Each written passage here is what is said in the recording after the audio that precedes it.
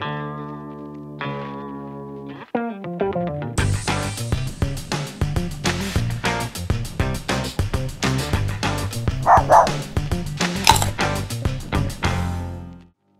up next on The Hungry Terrier, Deanna Abbondola shows us some expert cake-making techniques. Then, some easy cake recipes you can make at home, including cake truffles, cake stuffed strawberries, and cake parfait. Stay tuned! Hi, my name's Rebecca and you're watching The Hungry Terrier on VUTV10. Tonight we have a special guest in studio. She's a talented chef and baker, and she's the winner of the Disney Cake Decorating Competition and the Halloween Cupcake Decorating Competition. Her blog, Making, Taking, Caking, had over 400 hits in one day. So we're so excited to have you, Deanna, here with us today. Thank you, I'm so excited to be here. So tell me, how did you start decorating cakes? Well, in the 6th grade, I started watching Food Network with my grandma, and that's how I really got into cooking. And then eventually shows like Cake Boss and the Ace of Cakes came on, and I thought that if they could do it, that I could try it too. That's awesome. So yeah. Can you tell me what sort of your basic kit for decorating cakes? What are the basic tools that you need? So some of the tools that I have here with me today are some sprinkles, some food coloring. This is brown because of what we're going to show later. Okay. We have some piping tips. Some of these are good for writing names on cakes. Others are good for applying stars or flowers. And then last, we have an offset spatula. This is really good for applying frosting before you apply fondant to a cake. Okay. And then finally, we have fondant. So what is fondant? Well, as you can see, it's kind of a sugary dough that's kind of like an edible Play-Doh. Okay. Can I play Yeah, with go it? for it. Okay. It's pretty fun to play with. Yeah, it's pretty pliable. And what does it taste like? It tastes like sugar, I think. You can add color to it, you can roll it out, or you can mold it into all different shapes and add it to cakes. Cool. So I know from your blog that you've made all sorts of really neat cakes, so can you tell us about some of your coolest creations? Yeah, sure.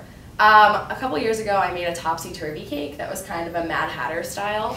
That one took a lot of work. It was 3 tiers with another small 4th tier on top. Wow. It looked like it was tilted, but the cakes are actually level and they're cut into each other. Oh. So to keep it sturdy, I had to add pudding mix to the cake to make like a denser, stronger cake for the decorations, and then also use some wooden dowels so it wouldn't tip.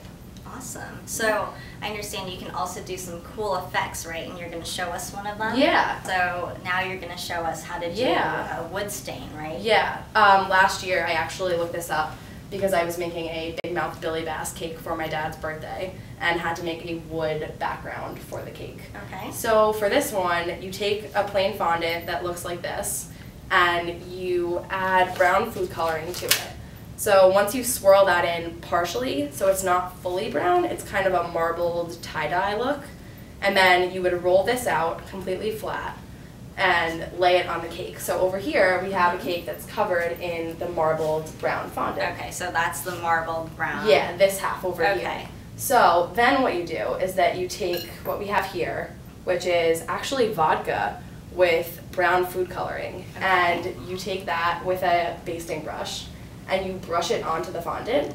So the reason you use vodka instead of water is because it evaporates and just leaves the brown coloring on Gotcha. the... So it gives that sort of gradient and it looks very natural. So as you can see on here, it looks like a stain rather than just a solid brown. Really cool. So the parts that are darker originally get even darker, and the parts that are white stay a lighter brown. Really cool. So Yeah. I'm going to try this now, Yeah, right? you go for it on one of the parts that isn't stained. You just Maybe like brush right it over on? here. Yeah, go for it. Okay. Just like that? Just like that. And it's going to look like the wood stain when it dries? And then once it dries, the brown food coloring will be left, and it won't even look, it'll look just like wood. Thank you so much, Deanna. Thank you for having me.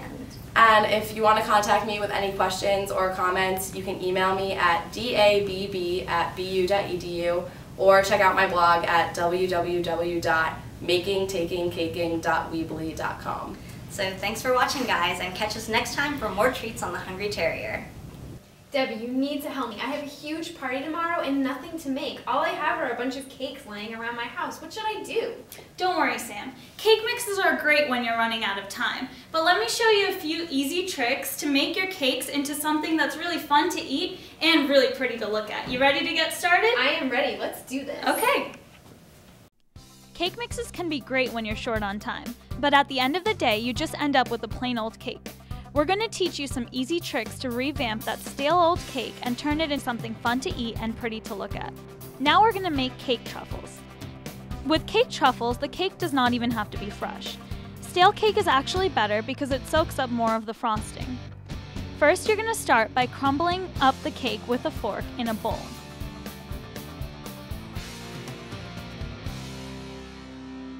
Stir in the frosting just enough to make the cake form loose balls.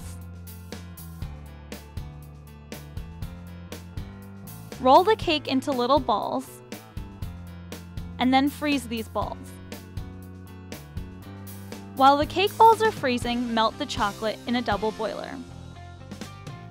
After 10 minutes, take out the balls, cover them in chocolate, and you're done. You have your cake balls.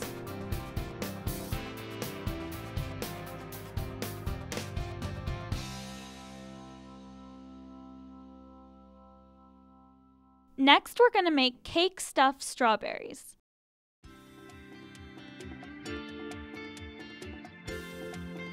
You're going to start off by washing and cutting your strawberries. It's best to try to dry the strawberries after being cut for the next step. If the strawberries are too wet with juice, it is harder for the cake batter to stay on. Next, you're going to put the cake batter from the first segment onto the strawberries. Pour the chocolate on the strawberries just to cover all of the cake mixture. And there you have it, cake stuffed strawberries. Finally, we're going to make a strawberry cake parfait.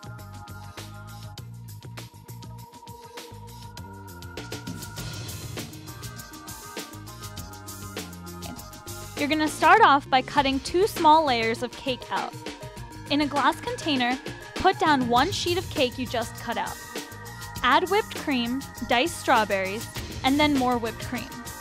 You are then going to repeat by layering another sheet of cake, more whipped cream, more diced strawberries, and again with whipped cream. And there you have it, strawberry cake parfait.